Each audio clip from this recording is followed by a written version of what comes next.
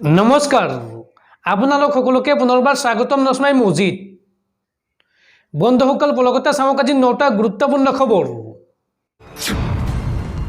প্ৰথমটো খবৰ কাইলৈ দেখত অনুষ্ঠিত হ'ব তৃতীয় পৰ্যায়ৰ নিৰ্বাচন আৰু নিৰ্বাচনৰ পূৰ্বে ভোটাৰ ৰাইজৰ বাবে এক গুৰুত্বপূৰ্ণ খবৰ আহিছে এই সন্দৰ্ভত নিৰ্বাচনী আয়োগে দিছে জৰুৰী নিৰ্দেশনা ভোটদান কৰিবলৈ যাওঁতে আপোনালোকে মানি চলিব লাগিব কেইবাটাও নিয়ম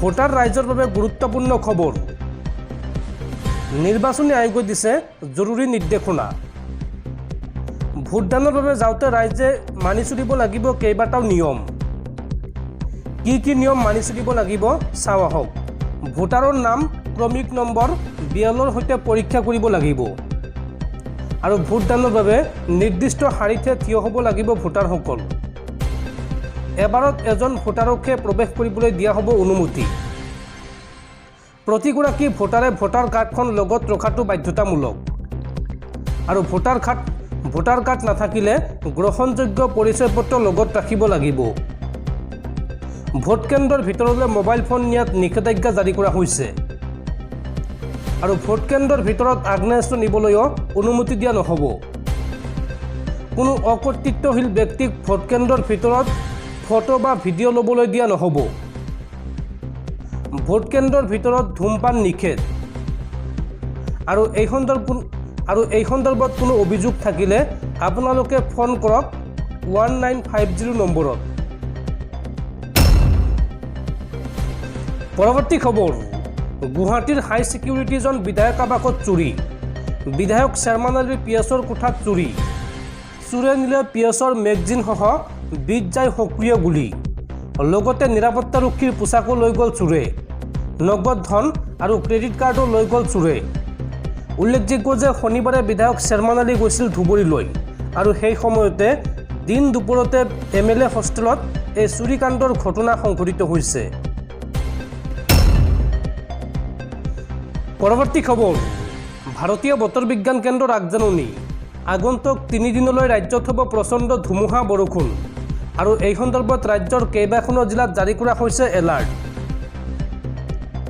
ৰাজ্যৰ ভিন্ন প্ৰান্তত বৰষুণ ধুমুহাৰ তাণ্ডৱ ধুমুহা বৃষ্টিপাতত ৰাজ্যত হাহাকাৰ অৱস্থা উজনি আৰু নামনিৰ বিভিন্ন স্থানত পুৱাৰৰ পৰা প্ৰবল বৃষ্টিপাত আগন্তুক 24 ঘণ্টাত পুনৰ বতৰ ল'ব কাল ৰূপ এই সন্দৰ্ভত জাৰি কৰা হৈছে অৰেঞ্জ এলাৰ্ট ৰাজ্যৰ ঠায়ে ঠায়ে ব্যাহত হৈ পৰিছে যাতায়াত ব্যৱস্থা লগতে ব্যাহত হৈছে বিজুলী সেৱা তীব্ৰ বেগত আহি আছে কাল ধুমুহা ৰাজ্যৰ কেইবাখনো জিলাত ইয়েলো আৰু অৰেঞ্জ এলাৰ্ট জাৰি কৰা হৈছে আগন্তুক 3 দিনলৈ ৰাজ্যত হ'ব মুখলধাৰ বৰষুণ 8 মেলৈকে জাৰি কৰা হৈছে ইয়েলো আৰু অৰেঞ্জ এলাৰ্ট এই সময়ছোৱাত প্ৰতি ঘণ্টাত 50ৰ পৰা 60 কিলোমিটাৰ বেগত আহিব ধুমুহা এই কথা জনাইছে ভাৰতীয় বতৰ বিজ্ঞান কেন্দ্ৰই বন্ধুসকল তাৰপিছত 4 নম্বৰ খবৰটো জনোৱাৰ আগতে আপোনালৈ এটা সৰু ৰিকুৱেষ্ট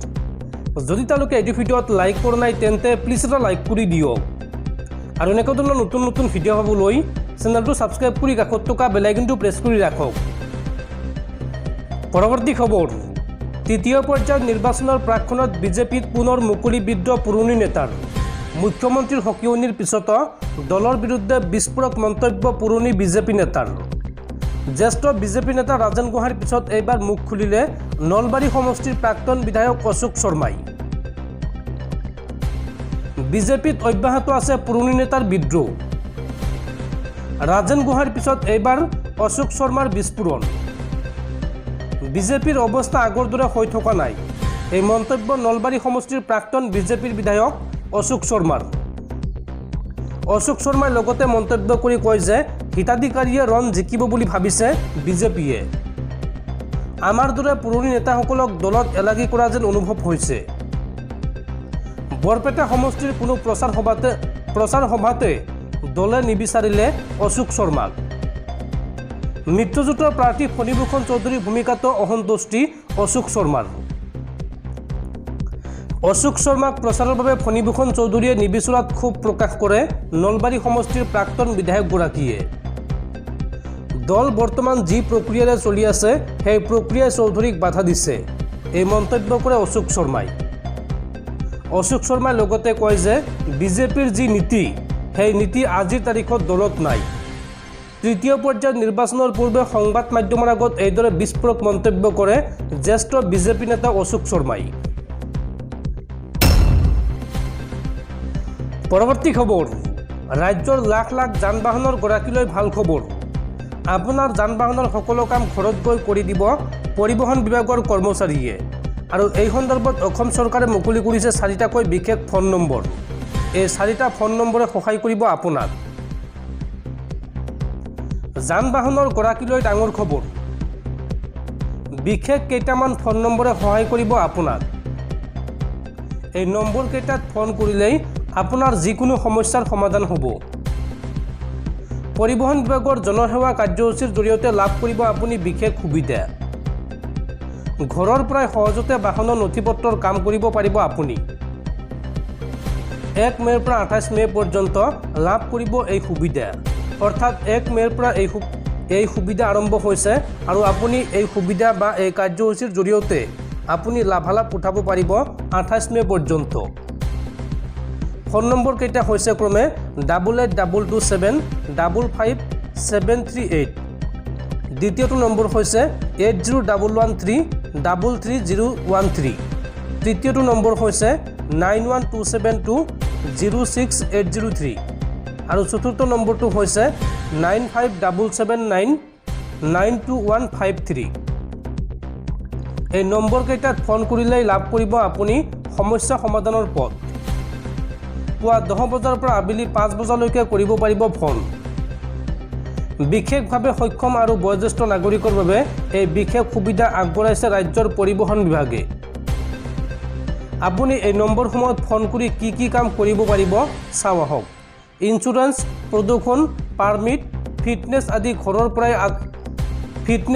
ঘৰৰ পৰাই আদায় দিব পাৰিব। ঘৰত গৈ পৰিবহণ বিভাগৰ বিষয়া কৰ্মচাৰীয়ে কৰি দিব আপোনাৰ সকলো কাম। পৰৱৰ্তী খবৰ, প্ৰচণ্ড ধুমুহা বৰষুণৰ মাজতে ৰাজ্যত শোকাবহ ঘটনা। বজ্ৰপুৰী এইবাৰ অকাল মৃত্যু হৈছে মাতৃকন্যা ক্ৰমে মমিৰণ নেছা আৰু জ্যোৎস্না খাতুনৰ। প্ৰচণ্ড ধুমুহা বৰষুণৰ মাজতে ৰাজ্যত শোকাবহ ঘটনা।